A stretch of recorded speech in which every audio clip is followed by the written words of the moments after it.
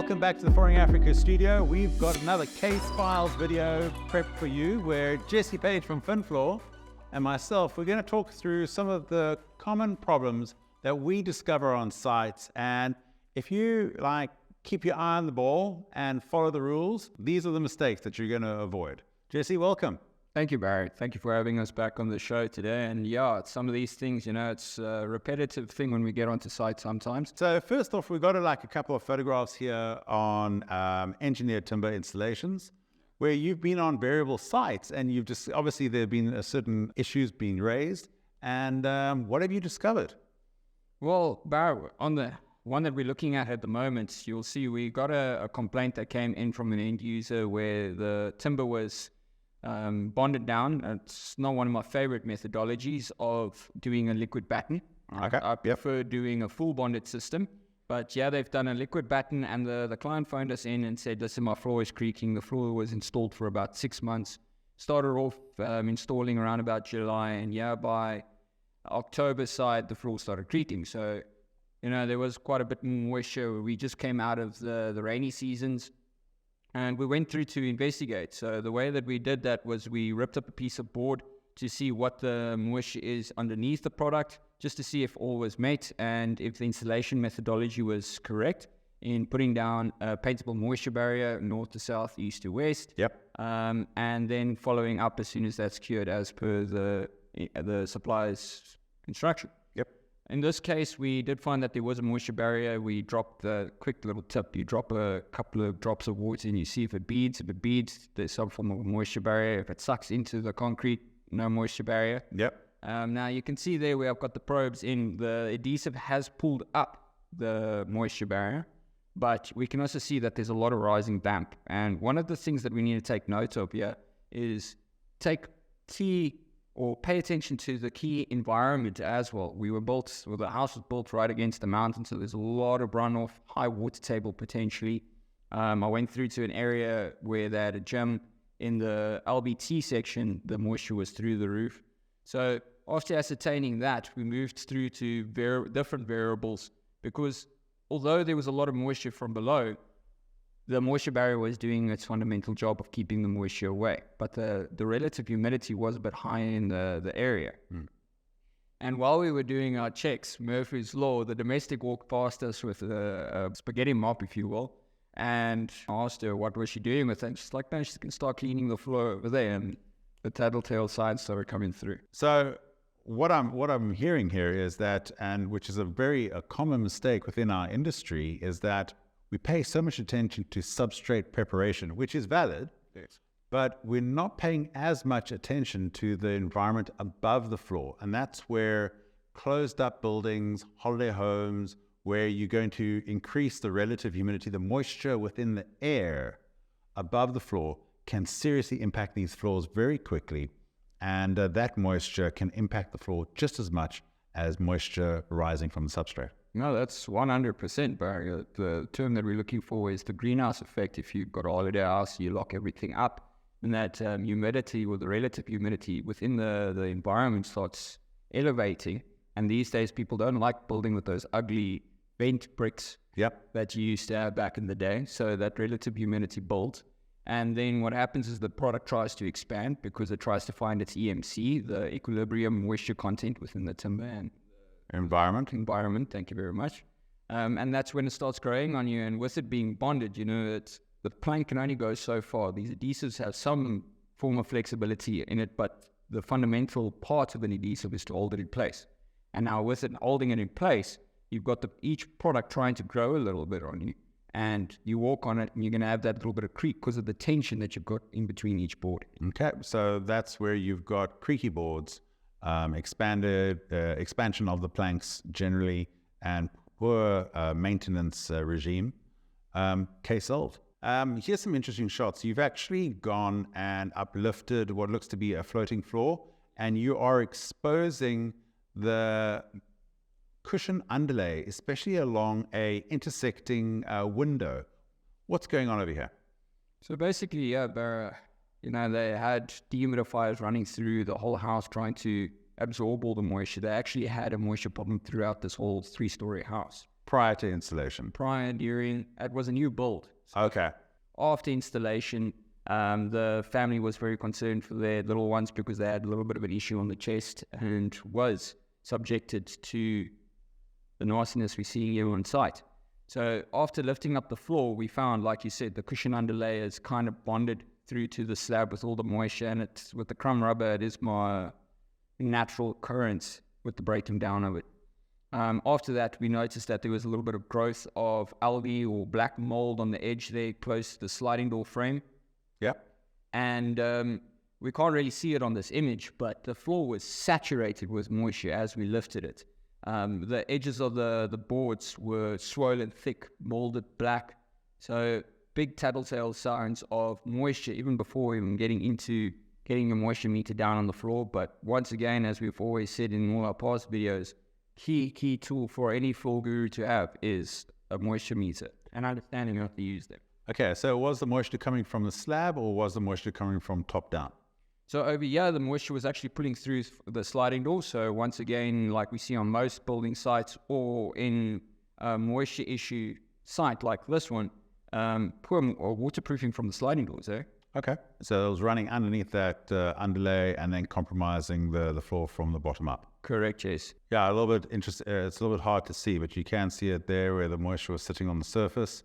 And then you've got the other one where it's actually pulled into the wall. Correct. So especially when you see walls that are bubbling, so what's happening is the moisture is moving through the cementitious product and it's carrying that moisture and the lime through the wall, and it forms little puffy little pillows on the outside of your wall, and that is a key sign that you've got a moisture issue that needs to be attended to. Correct. That moisture is always going to find the path of least resistance.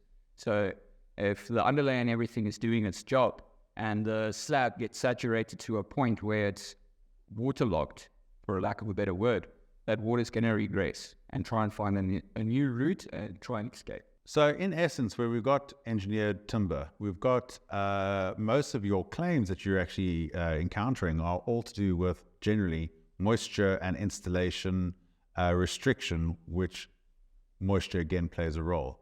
So we have I would say the number one caution is controlling your job site with regards to the moisture and safeguarding it against the movement of moisture from slab up or cleaning product down. At the end of the day, if your environment is compromised, you can't expect any layer that you put on top of that to survive that. It's just going to transfer through.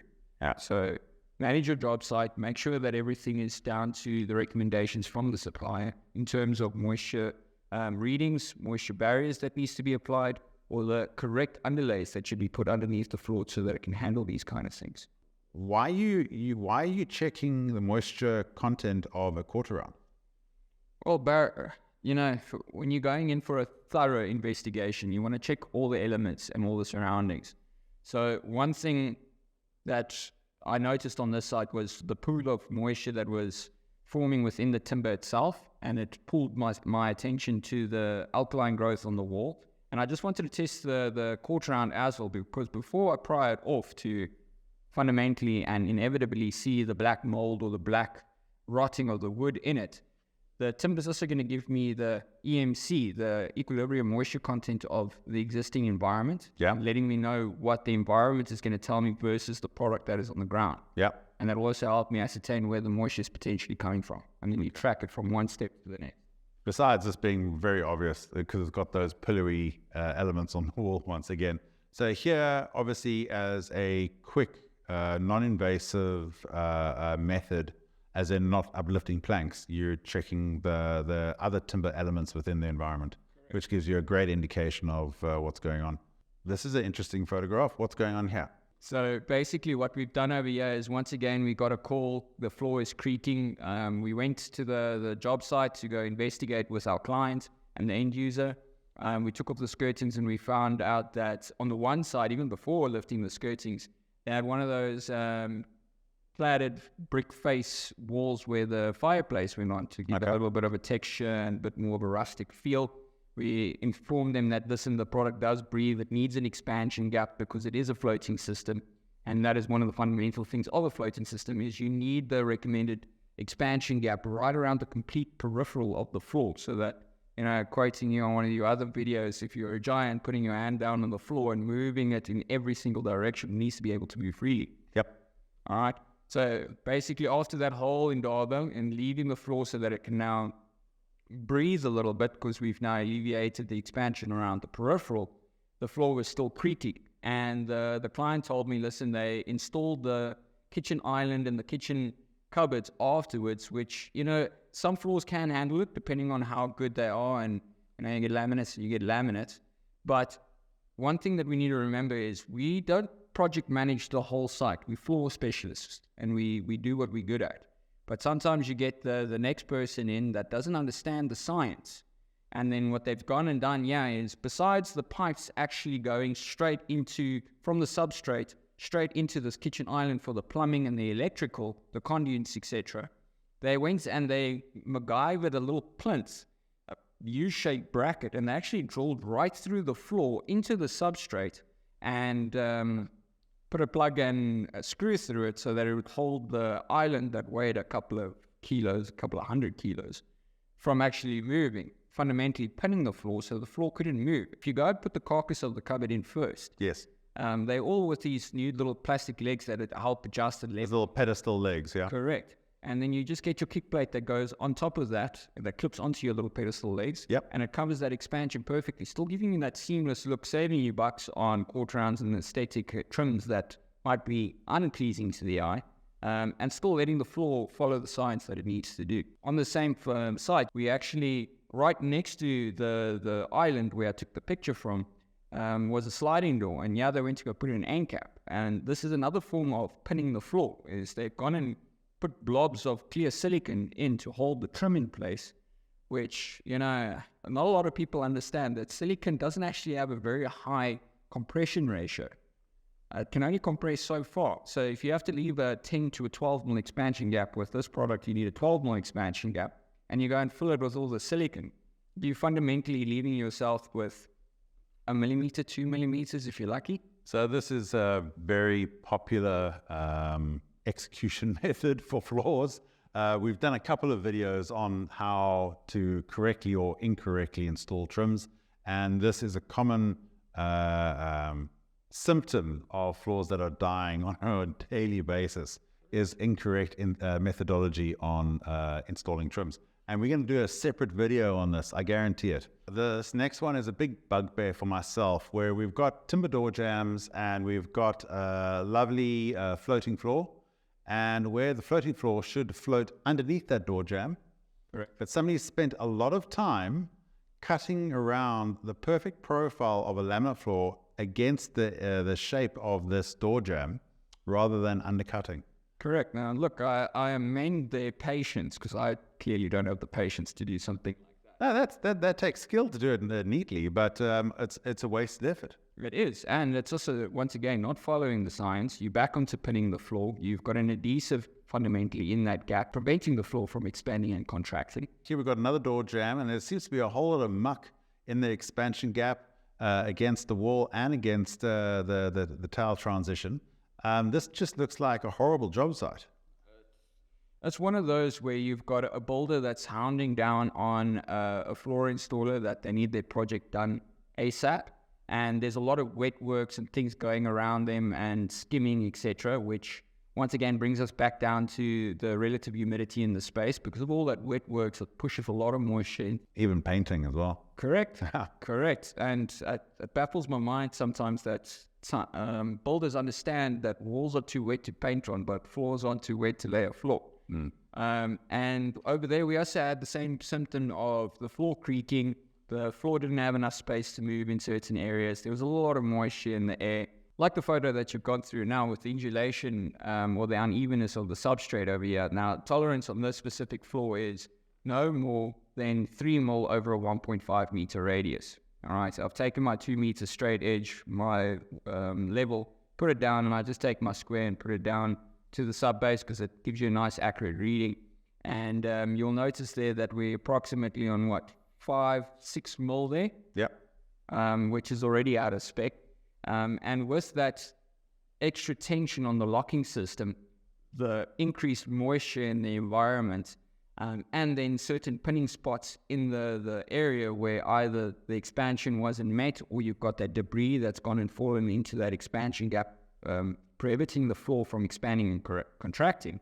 Now you've got that deflection on the floor, and it just adds too much tension on the locking system, which creates that creak that we all hate at the end of the day, fundamentally. No, I think like we've got a lot of issues happening where the floor is not allowed to expand and contract correctly in its environment, much like what we were covering with the engineered oak.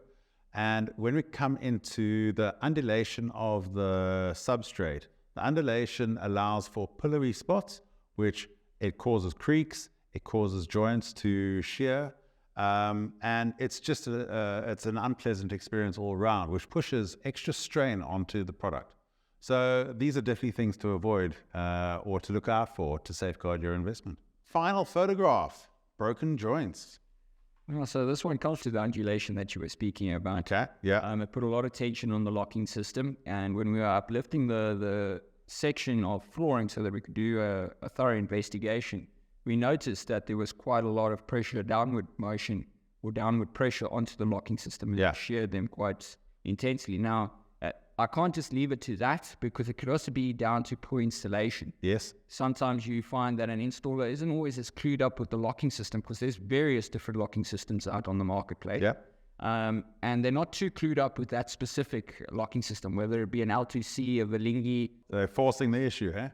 They are forcing the issue. And sometimes you've got a piece of that lock that goes and sits inside the board from that existing board. Yep. And you don't notice it because you're not getting down and dirty and looking into every joint, because you're in the motions. You're trying to wrap up the site. And sometimes that board doesn't lock up as nicely as what you want. And then you get the old tapping block, which they give a little bit more pressure, and I'll keep it PG and not use the word I want. But they apply too much pressure, and while they're trying to force those boards together to get a nice seam between the two, they rupture that locking system. So it looks perfect at the moment, but as soon as that product starts expanding and contracting, then you start finding that those boards separate, because the integrity of the locking system has just failed on you. And that's when you start getting gapping. So also when I've seen this when you're going over a slightly uneven substrate or going over tiles which have a little bit of lippage, so a little bit of a height variance between one tile and another, especially on the slightly thinner laminates, where one plank is supported but the other plank is not and is allowed to move a little bit, and that little bit of movement, that joint will shear. Sure, Jesse, we've covered quite a bit there, but I think they're all really pertinent points on what we're experiencing as technical advisors and inspectors within our local market. And these are mistakes that inexperienced installers and also, installers who've been in the game for many years, who are relying on maybe some old schooling, not really getting up to grips with regards to the latest technologies and the latest installation requirements of what these products are needing to stay in their environments safely and for the long term. Lots to pay attention to here. Thank you for joining us in the studio. And if you've got any interesting cases on how floors have failed in your environment that you'd like to share with us, please hit us up in the contact details below. We'd love to tackle your case and, share the knowledge, share the love. That's what Plank Squad's all about. Happy days.